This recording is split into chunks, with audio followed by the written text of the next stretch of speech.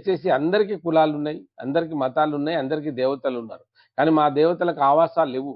మేము బహిర్గతంగా చెట్ల మొదట్లో దేవుడిని ఒక బండను పెట్టి పూజించేటువంటి జాతిని గౌరవించడం నేర్చుకోండి. మేము ఎవరిని బిచ్చమడిగే వాళ్ళం కాదు. అన్నం పెట్టినటువంటి వాళ్ళం. కష్టకాలంలో ఈ దేశం ఉన్నప్పుడు అన్నం పెట్టినటువంటి జాతి బంజారా జాతి.